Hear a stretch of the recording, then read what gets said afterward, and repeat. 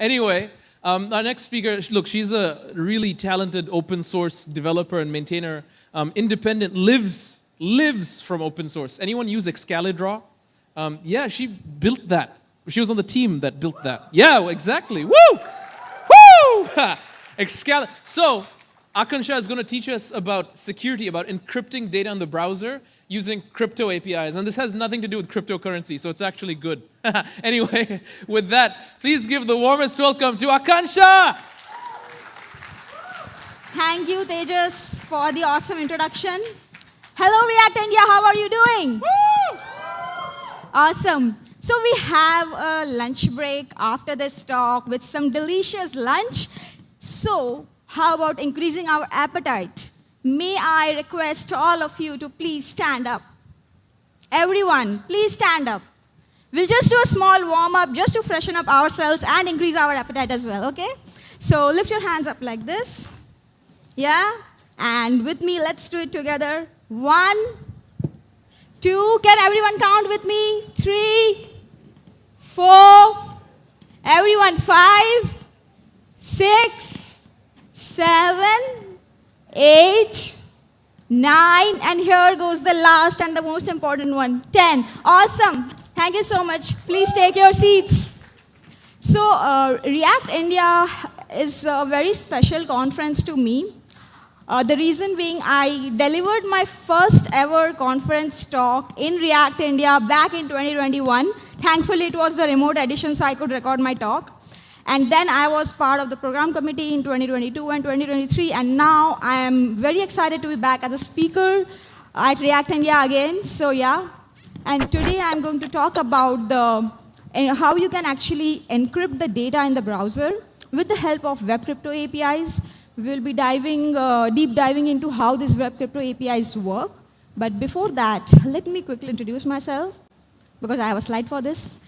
So I'm Aakansha. I am an open source maintainer. I am one of the core maintainers of Excalidraw, React Axe, Mermaid to Excalidraw, and a couple of more libraries. I would love to connect with all of you on socials if you want to talk about front-end, JavaScript, accessibility, anything. I'm all in for that. And yeah, I would love to hang out with all of you post this talk. So let's get started with the talk. Let's understand what is encryption and decryption in simple words. So you take a plain text, lock it with some key, and get some gibberish text which is unreadable. That's encryption. You take and that is known as ciphertext. You take the ciphertext, unlock it with some key, and get back the plain text. That is decryption. Now, broadly, there are 2 categories of encryption. The first one is symmetric encryption, where, as you can see in the diagram, Alice and Bob are using the exact same secret key to encrypt and decrypt the data. And there is another form which is asymmetric encryption, where Alice and Bob have a pair of cryptographical keys, and Alice is using Bob's public key to encrypt the data, whereas Bob is using his own private key to decrypt the data. And that's asymmetric encryption. So let's look at what happens in a traditional client-server architecture when we build our web apps and there is a communication or data exchange between our client and the server.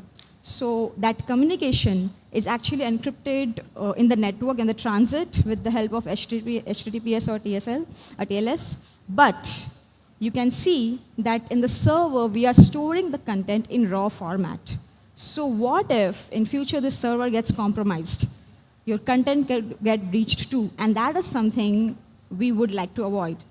So what if we can come up with another model where instead of relying on the network transit, relying on HTTPS to encrypt the network transit, how about encrypting the data on the client and then sending that data over the network and storing the same encrypted data in the server as well? In this way, even if the server gets compromised at some point of time, your content will still stay safe because it's encrypted, and your server doesn't have any knowledge about how you can decrypt the data. So this will also give you the maximum security as well. So let's try to implement this, and we'll understand how, how we can deep dive and how we can actually implement this in practical. And as I mentioned that we need to encrypt the data on the client, For that, we already have something called Web Crypto APIs. It has been there for quite some time, and it has evolved over time. As you can see, it has great support over the majority of the web browsers. And this is basically the three major categories of Web Crypto APIs. It has get random values, random UUID, and subtle, crypto.subtle. Now, all these APIs are available in the secure mode, which is HTTPS. You cannot use it without secure mode. And I'll be majorly covering about crypto.subtle. Crypto.subtle is named subtle because this crypto.subtle API has some strict requirements, some subtle requirements, which you need to follow to get the maximum security out of it. So that's why the API was named crypto.subtle. Only get random values is the API which is available in non-secure mode. Like in HTTP, you can use it, but otherwise all the APIs are only available in HTTPS or the secure mode. So we have get random values. Why do we need get random values when we already have something called math.random in JavaScript? Each of you would be aware of the math.random, which we already use. So why do we need crypto.getRandom values? So has anyone come across this in the MDN docs? Anyone here has actually come across this one? Yeah, okay, I can see a couple of hands. So this basically says that math.random does not give you cryptographically secure randomly generated numbers, and that's why it is recommended to use crypto.getRandom values when you are dealing with anything related to security. Now, this looks fine, like, okay, I agree with this, but I had this curiosity that why? Why math.random is not providing us the secure random numbers? So I digged a little bit into it, and I came across this interesting blog post. It's a very old blog post back in 2016, where there was this JavaScript lottery happening, and the jackpot was like $1.5 billion. And Douglas Goddard actually, there was a simulator which was released by Los Angeles Times, where you can basically, where you have random numbers, and if you can predict those random numbers, you win, you win the money. So Douglas Goddard actually digged into it and tried to understand if they can actually predict those random numbers, because behind the scenes it was using math.random. So, and he was able to do that. Basically, I'll explain how that happens a little bit. If you look at the source code, you don't need to deep dive into it. I am just showing this just to get an idea. This is basically the V8 engine code, and it uses XOR shift 128 plus algorithm to predict the random, to generate the random numbers. If you notice, it is just dependent on these two states, state 0 and state 1. So if we can actually recover the state 0 and state 1 by some way, we can actually predict the next set of random numbers. Now, just imagine, like, as an equation, you have multiple equations and you need to find out the value of x and y in maths. So just imagine that, and this is what we need to predict. So Douglas Goddard actually wrote a Python script, which is also available in that article as well, which actually you can execute yourself and find out if it works in the browser and predict the random values. I have a quick demo to show that. Let's try it out. So I'm going to generate 5 random numbers in the browser. I hope it's visible at the back as well. I'll just zoom in a bit. And this is the Python script. So let me try to execute this. I have just modified the script a bit. And we will give it the first 5 input. Sorry. It basically needs the first 5 initial input. So let me try to fade in. And it is actually predicting the state, which you can see. And these are the next random numbers. Now let's see if it works. Let me try to find the next set of random numbers.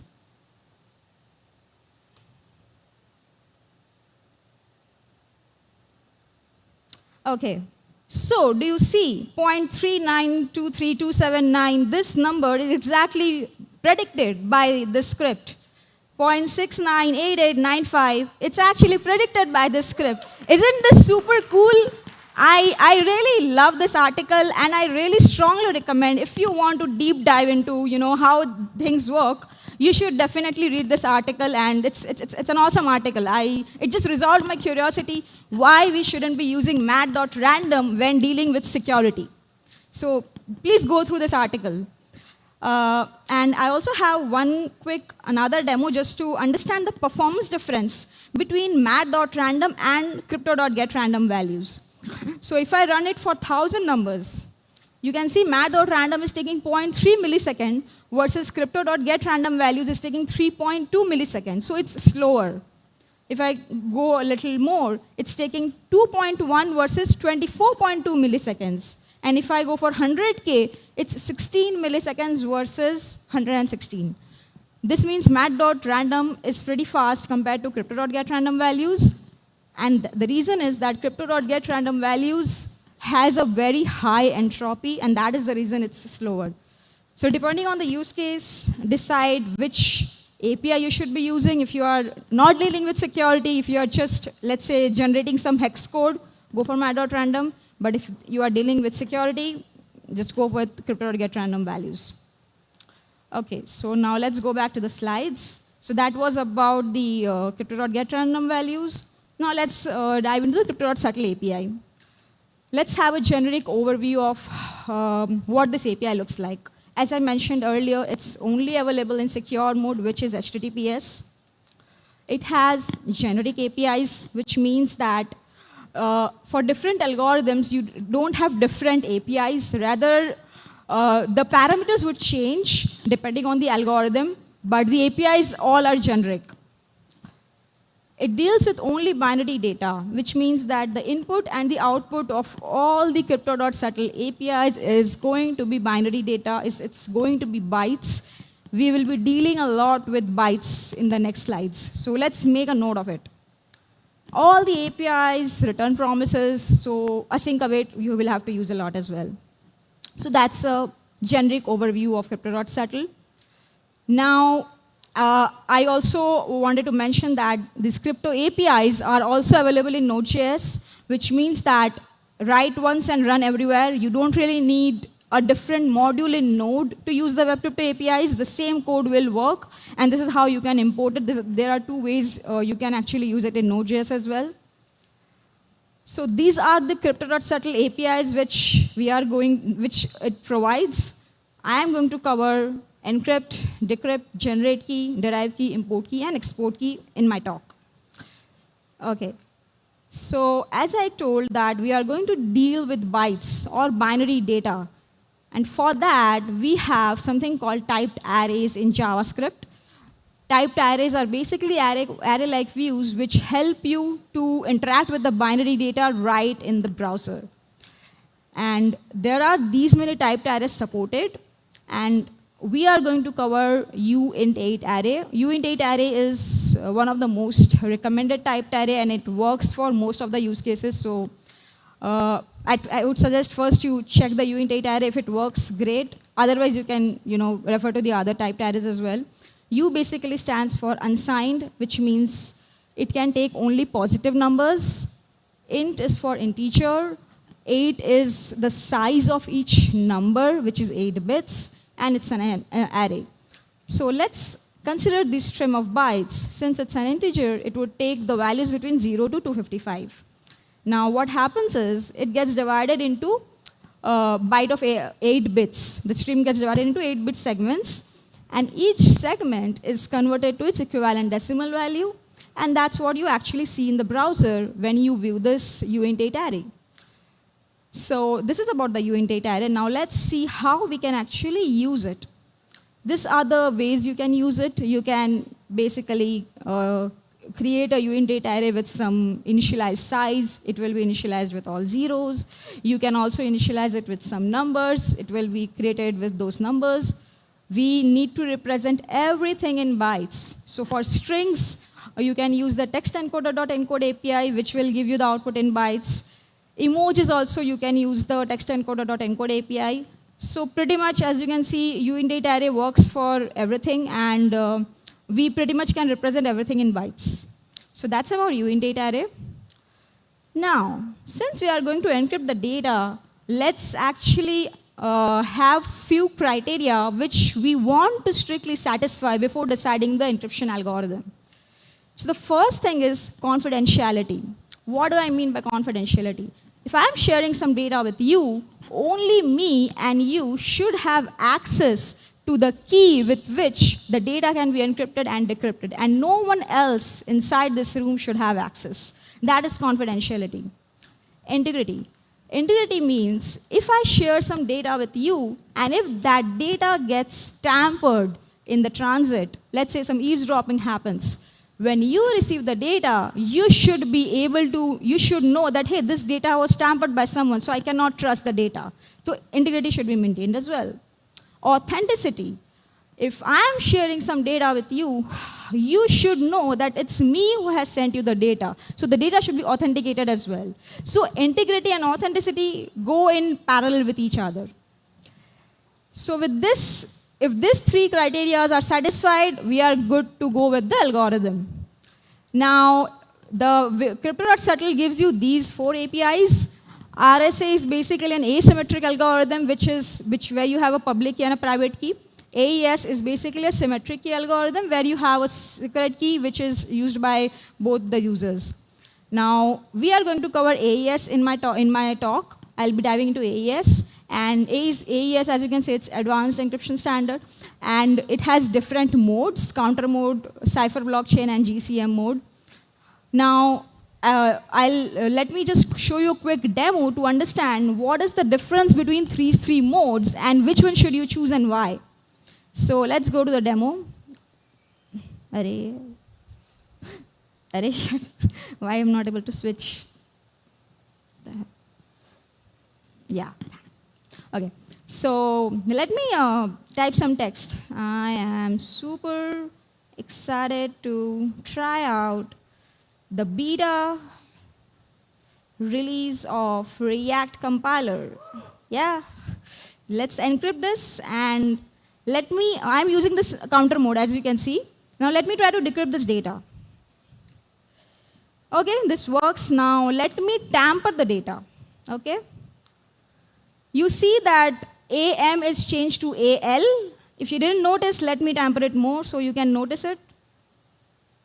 Do you see the exclamation mark got added? So the data is tampered. But when you receive this data, you will not be able to guess that the data was tampered because you are able to retrieve the bytes, right? The operation is not failing, so you don't know that the data was tampered.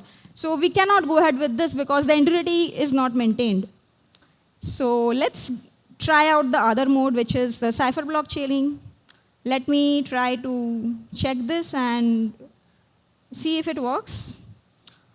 It works. Now let me modify tamper the data.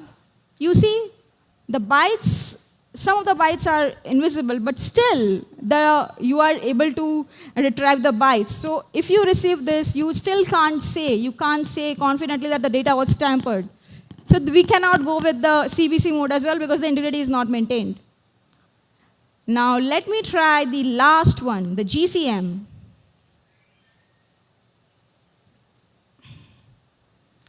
Works fine. Now let me try to tamper it as well. It failed. This is what we want, right? The integrity is maintained. And if you receive the data, the operation will fail, which means something happened in the midway. You cannot trust the data. So that's why GCM is recommended. So as you can see, CTR gives you confidentiality, but not integrity and authenticity. CBC, the same confidentiality, but not integrity and authenticity. GCM gives you all the three. So let's go ahead with the GCM mode. Now GCM also uses the counter mode internally.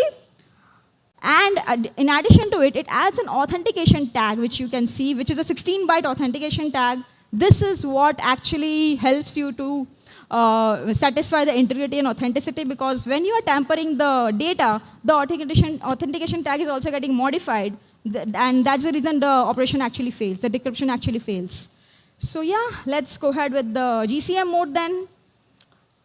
Now, before we actually dive into the APIs, the implementation part, there are a couple of things which we need to understand before we actually go deeper into this. So, crypto key. every encryption algorithm has a crypto key. Now, what is a crypto key? Crypto key is basically an opaque representation of a cryptographical key. Now, when I say opaque, it means that you cannot view the bytes of the crypto key. Even if you are the developer who has generated it, still you cannot view the bytes of the crypto key, and that is for the security purpose. What you have access to is just these 4 parameters. And what are these 4 parameters? The type, whether the crypto key is a public key, secret key, or a private key, depending on the encryption algorithm you are using. Which algorithm are you using to create this crypto key? So depending on the algorithm, it can have the different parameters. Usage, for what purpose are you generating this crypto key? Is it encryption, decryption, signing, verification? What is the purpose? This is my favorite one. As I mentioned, you cannot view the bytes of the crypto key, but at the time of generation, you can say that, hey, I need to extract the bytes of the crypto key later. So in that case, you need to set this parameter to true. We have APIs to extract the bytes of the crypto key, which I will cover in a bit. But you need to set this parameter to true at the time of generation if you want to extract the bytes. So let's make a note of it. And we are going ahead with AES GCM 128-bit encryption algorithm. 128 basically stands for the length of the crypto key, which is 16 bytes. And along with the crypto key, it also needs an IV, initialization vector. IV is nothing but just a set of random numbers. This name is, initialization vector is just a fancy name, but it's just a set of random numbers which you need to generate when using this algorithm. So let's again have a quick demo to just make you understand what is happening behind the scenes in AES GCM so we can actually implement it in a nicer way. Why the switch is not working for me, I don't know. Yeah. Okay. So, yeah. So basically, whatever the concepts we have learned so far, crypto key, the data in bytes, the IV, everything is present here. And let me try to generate a crypto key. So this is basically the JSON which I showed you, the crypto key. It has the type, extractable parameter, the algorithm, and the usage. Now, let me try to view the bytes of the crypto key. It says key is not extractable because the extractable parameter is set to false. Now, let me set it to true and try to generate it again. And now if I try to view it, I can actually extract the bytes of the crypto key. Now, let me enter a message. I am thrilled to speak at React India 2024, let's say. Now I'm encrypting this data. You can see the bytes and the IV. Now notice this. When I click on encrypt multiple times, the bytes and the IV is continuously changing, right? And why is it so? It is because this IV helps in randomizing the output of the encryption algorithm. When you are using this IV, it is actually changing the output for the same input. So for the outside world, it might look like, hey, the output is changing, so maybe the input is changing as well. But the input is same. I'm thrilled to speak at React India 2024. The input is same. So this IV plays a very important role, and we should be changing this IV for every encryption so that it can help you randomize the output. If you don't change the IV, if you don't keep on generating the IV, then you are losing the purpose of randomizing. So make sure that you update the IV for every encryption. Now let's try to decrypt the data. So let me copy this bytes, and I'll paste it here, and it needs the encryption key. So let me copy the encryption key as well. And it needs the IV. So let me copy the IV as well.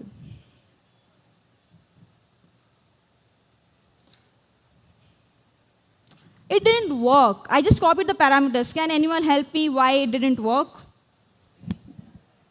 Yes, right. I actually changed the IV. That's why it didn't work. Let me actually go back to the original IV. And it worked, right? So now let's make a note of it that when you are decrypting the data, the IV should be exactly same. Along with the encryption key, the IV should be exactly same. You cannot decrypt the data with some other IV, right? So let's make a note of it. And you need the exact same IV when decrypting the data. Okay, now let's go back to the slides. And let's try to, build a note-taking or a to-do list app.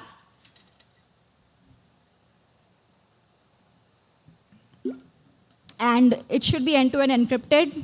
And we have ability to share the notes so that I can share a link with you and you can actually view the notes. So we have these two requirements, and let's satisfy it one by one. So crypto.settle.encrypt is the API which you should be using. It takes the algorithm parameters. For AES GCM, we need the name of the algorithm and the IV, as I showed you earlier. Crypto key you need for every algorithm, and the notes should be in bytes, as you can see, because the input and the output of all the APIs is going to be in bytes. So let's have the parameter one by one. IV. How do you actually create an IV? IV is just a set of random numbers, so it's pretty easy to do it. You just initialize a uint8 array with 12 bytes. 12 bytes is the minimum size recommended for IV. You can go more than 12 bytes, but don't go below 12 bytes. And now just call the crypto.getRandomValues, because we are dealing with security, so we should be using crypto.getRandomValues, and it gets filled with the random values. This is your IV. So IV is pretty straightforward. Next one is the crypto key. So how do we generate the crypto key? We already saw what a crypto key is. So we already have an API for it. The API is crypto.settle.generateKey. Again, it takes the algorithm parameters, which is the name and the length of the crypto key. Key should be extractable. Let's assume for now that I need to extract the bytes of the crypto key. I'll explain it later why I need it, but for now, be with me. We need to extract the bytes, so I'm setting it to true, the extractable parameter. And we will be using this key for encryption and decryption. So once the promise is resolved, you will have the crypto key, which will look like this. These 4 parameters is what you have access to in the crypto key. And the extractable parameter is set to true, so we are good. Now let's move ahead. The last thing is the notes should be in bytes. So it's in string, whatever you are typing. I need to convert it to bytes. Again, this is also something which I covered a while back. I can just use the text encoder.encode API and convert the notes into bytes, and that's what we are going to pass to the encryption algorithm. And once the promise is resolved, you will have the encrypted data. Now, this encrypted data, I can actually upload to the server so that you can fetch the data from there later, right? But along with the encrypted data, you also need the exact same IV, because we just saw that for the decryption, you need the exact same IV as well when decrypting the data. So an IV is not something which I want to hide from the entire world. So I can actually upload the IV as well along with the payload data. So the first 12 bytes of my payload will always be IV, and the rest is the encrypted buffer. So let's do that, and I just upload it to the server, and my data is actually successfully uploaded now to the server. So the one side is done, the encryption part is done. Now I need to add an ability to share the notes as well. So so that you can actually open the link and start getting the notes. So how do I do that? For that, I need you to have access to 3 things. One is the data, which is already uploaded to the server. Second is the IV, which is already uploaded to the server. The third is you need the encryption key as well, because without that, you cannot do anything. So how do I actually share the key with you? Now, let's actually look at how we can actually distribute the crypto keys. Let's look at this URL. It has a scheme, it has a domain, a path, a query, and a fragment. Can anyone tell me, we developers, where do we use this fragment a lot? Sorry? I can't hear.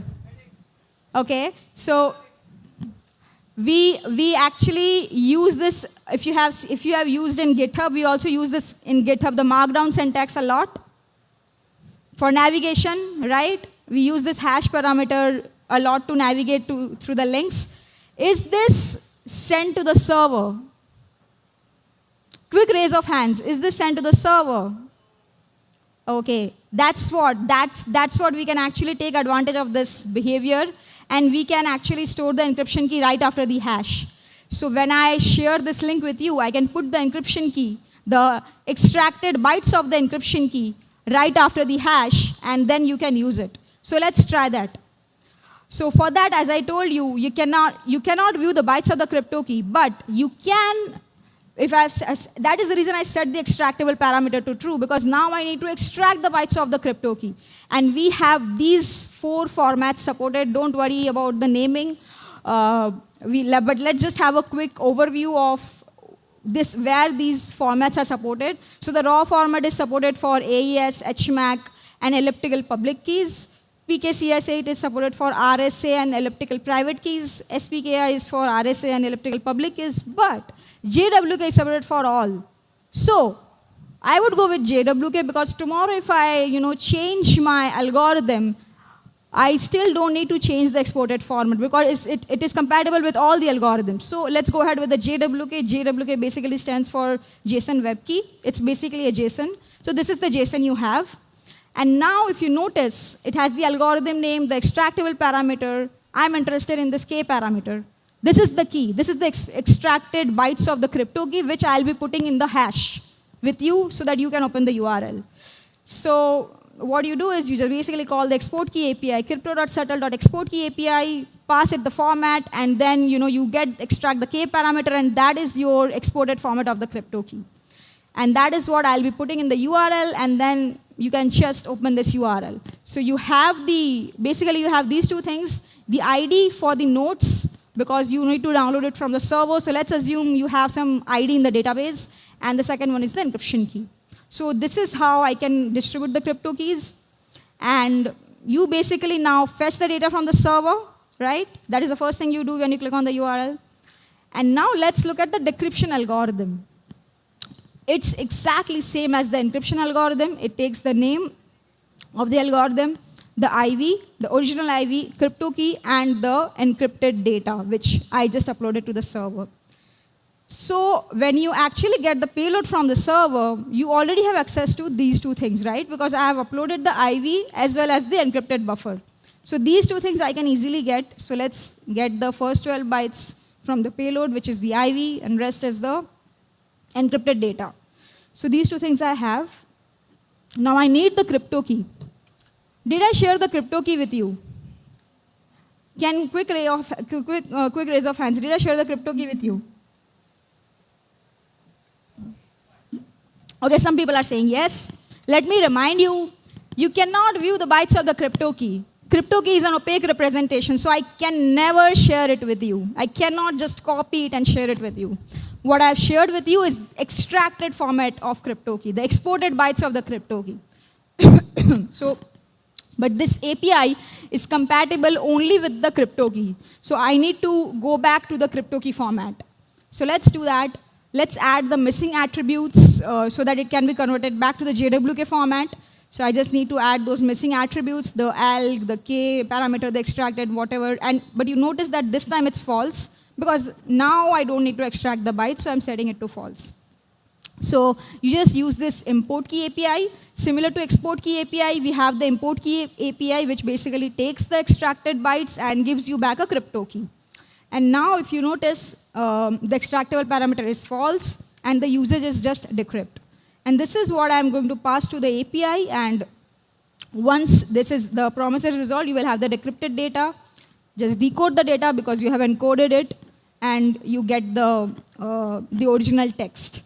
Now, the last thing which I want to cover is, what if I want to add a password protection layer on top of this, so that even if someone has access to your machine, unless and until they know a password, they'll not be able to access the nodes. And for that, we need to understand something called hashing. I'm sure each of you are aware what a hashing is.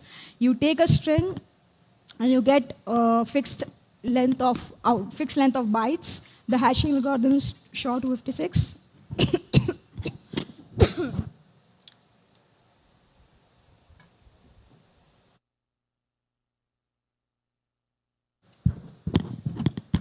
Hello. Yeah.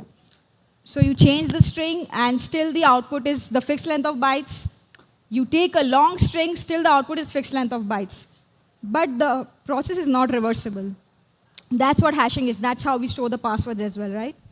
So we have something called PBKDF2, which is password-based key derivation function 2, which will basically help you to derive the crypto key from the password, or user-generated password. And The way it works is you basically take a string, the password which user is giving, you feed into this algorithm which is using the SHA-256, that is like the recommended one, and then basically add some salt to it. Salt is nothing but same as IV, just a set of random numbers. Loop this at least 100K times, because this algorithm, as you increase the iterations, this will generate a more stronger cryptographical key which you can use to encrypt and decrypt the data. But at least 100K is the recommended one. And you get the crypto key, in this case AES GCM, that is what you get. And this entire thing is actually taken care by the derive key API, crypto.subtle.derive key API. So this is basically how you do it. It takes an algorithm, the base crypto key, the derived key algorithm, and the parameters which you need in the generate key API as well. And this is the syntax you use. So basically, as I mentioned, the algorithm is PBKDF2, the iterations are 100K, and SHA-256 is the hashing algorithm. And since we want to use ASGCM, so that is what we are passing. And we don't need it to be extractable. That is why it is set to false, and we are going to use for encryption and decryption. And once this is resolved, you will get the crypto key. So the one last thing which I want to share is a side project which I had built as a result of learning the web crypto APIs. So let me just go to that. And this basically uses AES GCM under the hood and PBKDF2 for the password generation. So let me just type a text. React India is the best React conference. And now, if you see, I basically have, let me just add a password. And let me try to encrypt it. So it actually gives you the data, instead of those boring bytes, it gives you in representation of emojis. And you can also change the theme here. I just did a quick revamp of the design 2 days back. So now it's basically the Latin characters, and you can also change it to math characters. I love emojis, so emojis is what I'll go ahead with. And now, let me copy these bytes and try to decrypt the data. And type the password. And it works, right? So this is open source. You can actually try it out. And since Hack Oktoberfest is going on, so if you want to improve the project or give me some more better names for the themes, please go ahead and create a pull request. So yeah. And yeah.